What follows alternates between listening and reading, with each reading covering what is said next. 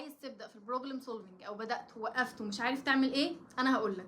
بكل بساطه الموضوع بيتقسم لجزئين. اول جزء ان انت تعرف توبكس جديده وتتعلمها كويس، وده ارشح لك الكوميونتي بتاع ICBC المنصوره، عاملين شانل على يوتيوب حاطين فيها بلاي ليست ليفل 0 وبلاي ليست ليفل 1، تقدر تشوف الليفل بتاعك وتقدر تشوف انت واقف فين وتبدا تسمع التوبكس الموجوده في البلاي ليست دي. تاني جزء وهو الاهم ان انت تحل كتير. فلو انت لسه بادئ وما حلتش اي اسئله بروبلم سولفنج قبل كده، فانصحك تبدا بشتات اسيوط، هسيب لكم اللينك بتاعها في البايو. شتات اسيوط الميزه فيها ان هي كويسه والاسئله اللي فيها تدريجيه من A to Z، فهتبدا بالتدريج والموضوع معاك هيبقى ماشي مظبوط. لو انت بقى زي بدات ووقفت، فاكيد عارف كود فورسز واكيد كنت بتحل عليه، فارجع حل على كود فورسز تاني. الاسئله من الاقل للاعلى بتبدا من 800، ابدا من الرقم الاقل اللي هو 800، شوف نفسك عارف لحد توبكس ايه، بعد كده ابدا اكمل من بعدها وابدا علي مستواك عن 800 وبس كده. لو انت حابب روح اعمل لي فولو على انستجرام علشان هشير معاكم البروجرس بتاعي في موضوع البروبلم سولفنج كل فتره.